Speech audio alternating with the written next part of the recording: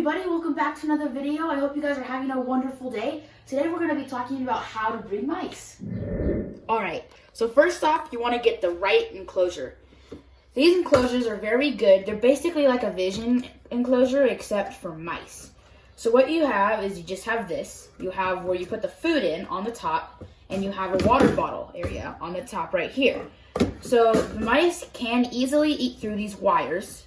So what you want to do is you just put the food on top in here so that they can have food, and you want to get a water bottle right there so they can drink out of the water.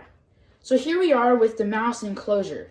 We have this mouse enclosure. It's about 4 inches tall and 5 inches wide and about 1 foot deep. So what you do is this lid slides off perfectly. It's a little heavy so that the mice can't push it up. But in this enclosure, you can keep it in about 3 mice. So only 3 mice can fit in here. You can have 1 male and 2 females, or just 3 females if you don't want to breed. But you cannot house males together unless they're babies, because males, whenever they get older, the hormones kick in and they will fight over females, and they will end up ripping each other apart, literally. When you pair up the males and females, it doesn't really matter if you're just breeding them to feed the snakes, but if you're breeding them as pets and you want them to look very nice, then you have to pair them up with color and looks, because as you can see, his fur is long and so are theirs. So that is good. And the ears are also all big, so they all work perfectly fine together. But then, as you can see, these 2 females are white and he's brown, so there's not really much color variation. The babies in here are almost weaned. Right now we have 4 babies, and well, they're very large for their size, but as you can see, the pairing in here, we have this beige male with big black eyes, and you can lift up mice by the tail, unlike gerbils. When you lift up a mouse by the tail, it doesn't harm them, but gerbils, it will harm them very much, and they could lose their tail. If you have a large female, you might want to only have 1 female and 1 male, because the large females will have a lot more babies, but if you have 2 small females, that should be fine. Like this one, it's a large female compared to those other 2, and she will have around 15 babies. So I only want to pair 1 with 1 because I don't want these to get too full with babies. Now, when you're breeding for pet mice, you can breed mice like this. This one is broken, which means that it's black and white. His name is Yin Yang. Now, I'm really hoping somebody can adopt him because I do not want to have to feed him to the snakes.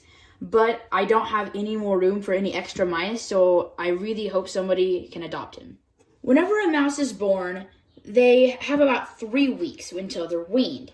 So a 3-week-old mouse, depending on if it's male or female, can really depend on when it's going to be weaned though. Females usually in about 3 weeks, but males sometimes can take up to 4 weeks. So this right here is a female, and she's a couple days actually until she's weaned. And weaned means that they can survive without their parents' milk. The gestation period of a mouse is about 3 weeks as well. So when the male and female have babies, it'll take about 3 weeks until those babies are born. And then they'll have about 15 to 10 babies. Sometimes you'll even have 2 if the female is a new mom and very, very small. Females will actually have about 15 babies every 3 weeks. So every 3 weeks they get pregnant, and they will have about 15 babies at an average. 15 babies is a lot though. So if you do have a new female mouse that just became breeding size, then I would not expect them to have a lot of babies. Now, the mice that I have with me right now are all bred out to be nice and calm. Usually some mice, whenever you first get them, they can be very bitey, and you have to breed that out of them. So every time I get a biter, I never breed that biter, and I end up having to feed it to one of the snakes. Whenever a mouse is too old to breed, you can retire them, meaning that you don't breed them and you can either have them as a pet or you can feed them off to a snake.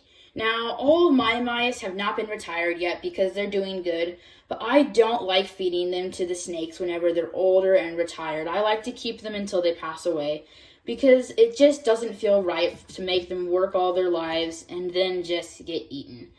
So I keep the mice until they're ready to pass away, and then I breed them in order to get new breeders. I don't breed rodents just because I like seeing them be eaten by snakes. I actually really don't like seeing them be eaten by snakes.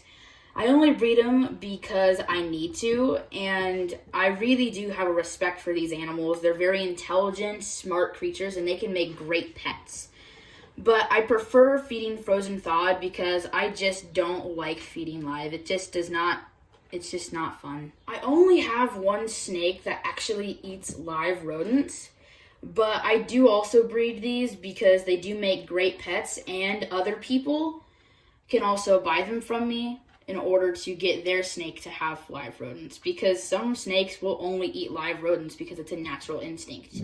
If you're planning on breeding mice, then you want to make sure you get your mice from a healthy area, because if you get them from a unhealthy breeder and they have mites, then they will not be able to feed them to your snake because they could harm your snake and your snake could get mites. Now, when you check the mouse for mites, you want to make sure that its hair is nice and laid back. Now, this one obviously has long hair, so it's all up. But you want to make sure to rub on the back and check to make sure there's no lumps or abscesses on it. Then you want to check under the belly as well. Whenever you're done with that, you also want to look at the eyes. If the eyes have anything wrong with them, or there's dirt in them, or they have eye boogers is what they're called, then you do not want to get those rodents, because you really want the best quality, healthy rodents for your snake. You never want to get your mice from the wild. You never want to catch a mouse from the wild either, whether or not you want it as a pet or as a breeder, because they can have and carry many different diseases, rabies being the most common one.